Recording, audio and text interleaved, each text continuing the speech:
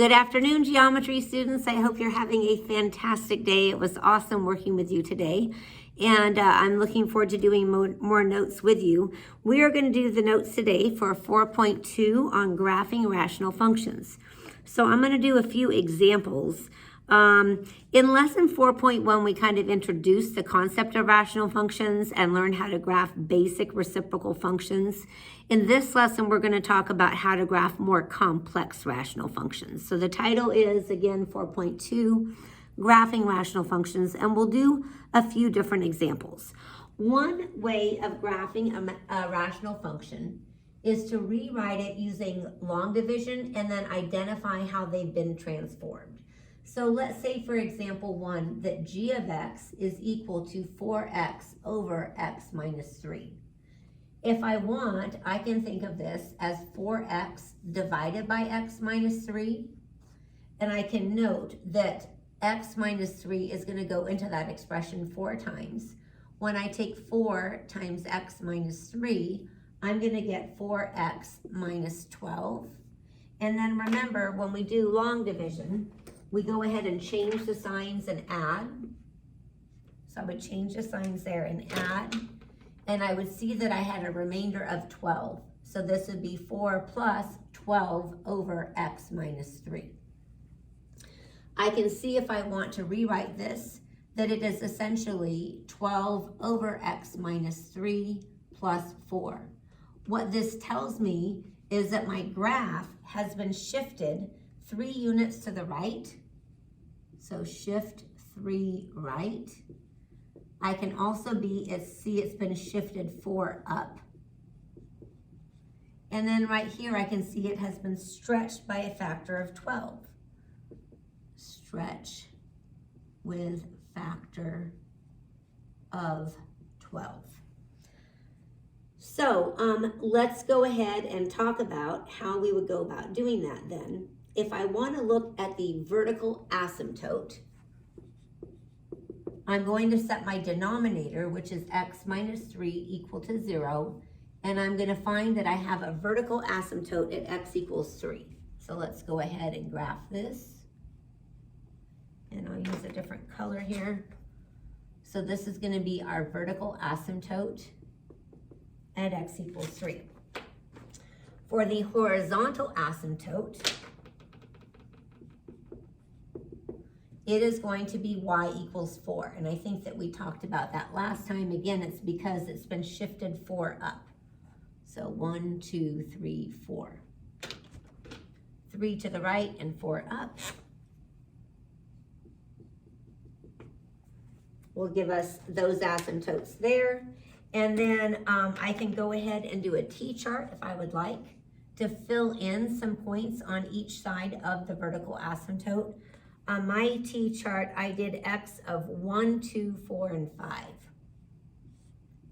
2 points to the left of the vertical asymptote and 2 to the right.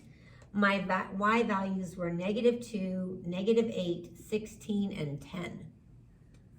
So we can graph the point 1, -2, right here. Actually, let me make that go down just a little bit there. 1, -2, 2, -8, 1, 2, 3, 4, 5, 6, 7, 8. And draw this branch in here. And then 4, 16, and 5, 10. I think 4, 16 is going to be way up there somewhere. And then 5, 10 will be, again, pretty high up there. So that would be our graph. So again, that is one method for graphing. If you have something simple like that, is to use long division and then to notice how it's been shifted. I think there are a few like that in the homework. Now, there is a list of steps that we can use when we want to graph any rational function, no matter how complicated it is. So I'm going to write those steps out for you, and then we're going to do a couple examples. So let's take a look at example number 2. Let's go ahead and look at the graph. F of x equals 3x minus 2 over x squared plus 7x plus 12. Now the steps for graphing a rational function, and we can do this with any rational function, are to basically graph the asymptotes first. When we graph the asymptotes, we are always going to find the vertical asymptote by setting the denominator equal to 0. That part is never going to change because we cannot divide by 0, and that will tell us what value of x we cannot use. Now, to do the horizontal asymptote, the way we do this is going to vary depending on the type of problem we have. So we want to look at the degree of the numerator. So we're going to say degree of numerator.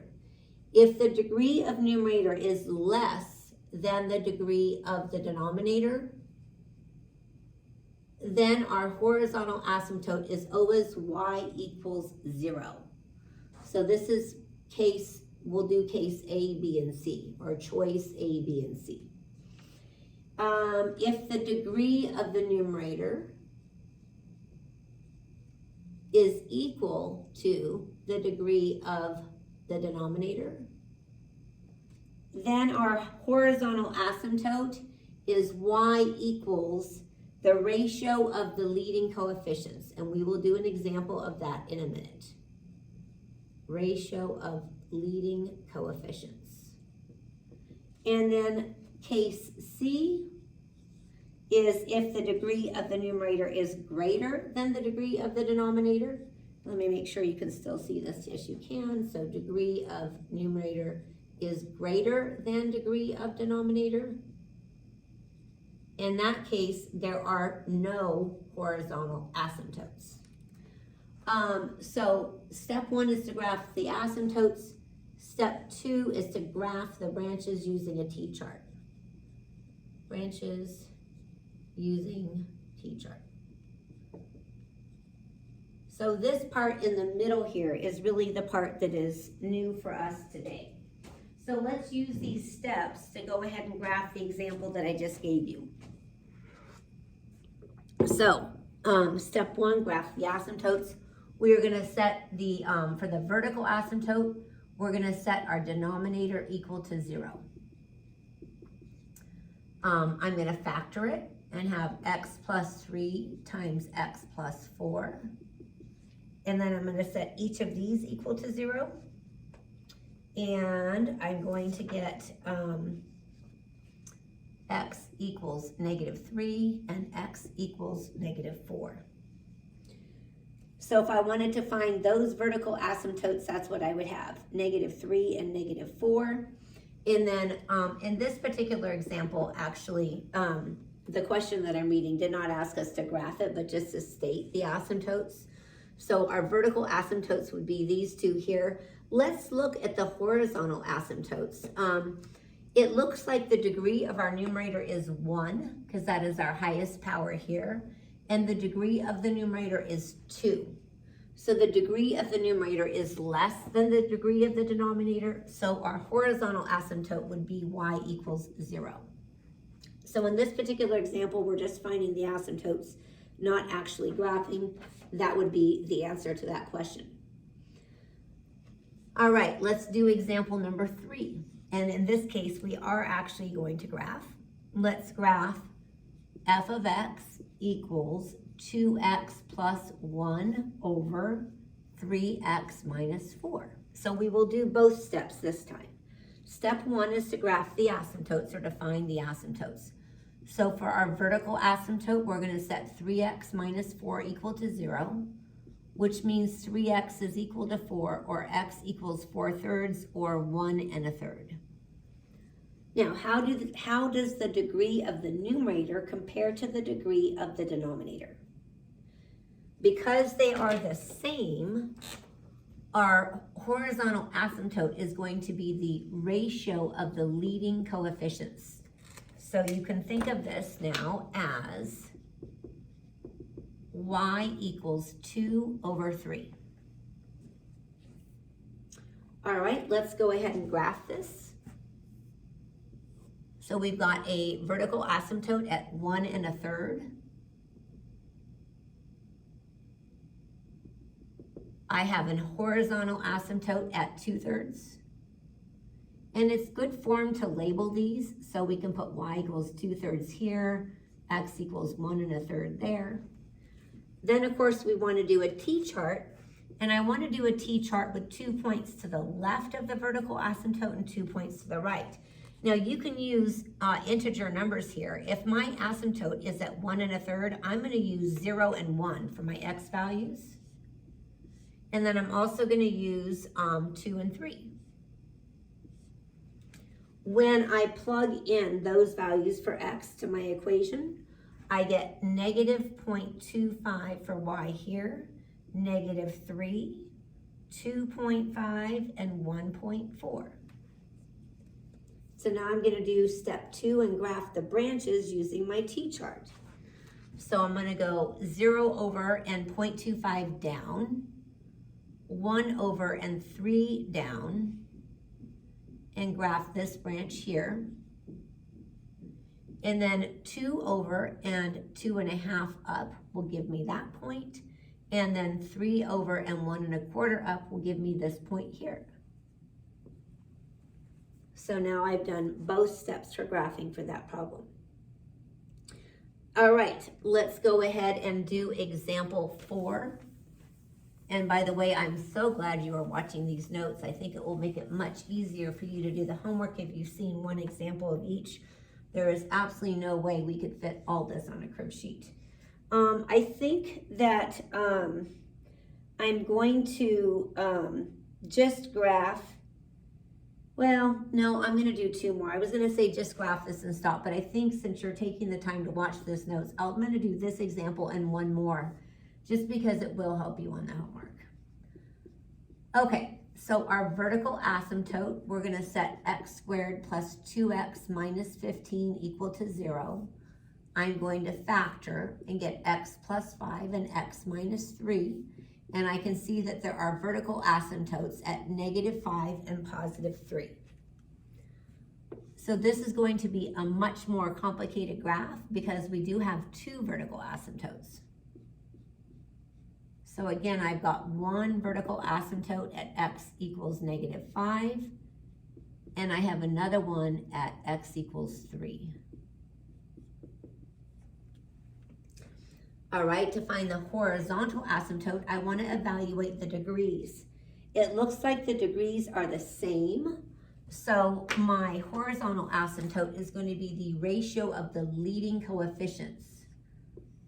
So I want to notice that there is a 4 in front of the x squared here and a 1 in front of that. So my horizontal asymptote is y equals 4.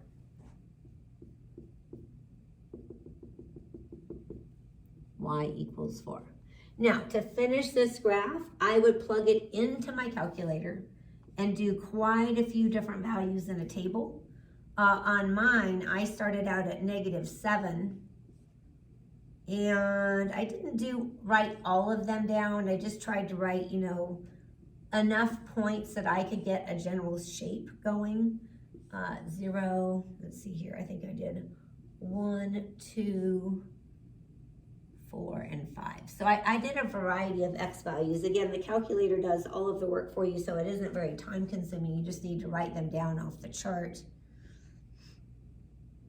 So I'm going to copy these here.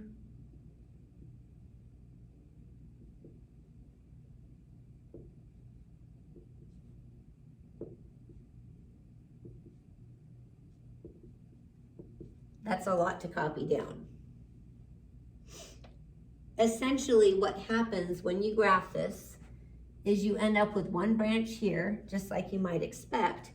We end up with another branch over here. And then interestingly enough, in this part of our graph, we end up with a U shape right through there. So some of these rational functions can be fairly complicated. All right, I'm going to do one last example, example number 5, and then we will be done with these notes. I'm going to read the problem out loud, and then you can just write down the parts that I have on the board here. The problem says, the cost of removing a pollutant is modeled by the given function where f of p is the cost, in millions of dollars of removing P% of the pollutant. What percent of the pollutant can be removed for 78.3 million? So here is our function. F of x is equal to 8.7 P all over 100 minus P. And the question is asking us, what percent can be removed for 78.3 million? So we have two functions here. We have y equals 8.7 P over 100 minus P. And then we can also think of the left-hand side as being y equals 78.3. So essentially what we want to do is set our function equal to 78.3, graph both of these on the calculator and see where they intersect. So we plug this one into our calculator, we plug this one into our calculator, and we can notice that the graphs intersect at 90,78.3. So that means that 90% can be removed. Okay, I hope this has been helpful. I'm so glad that you did watch this video, and I look forward to seeing you in class. Thanks.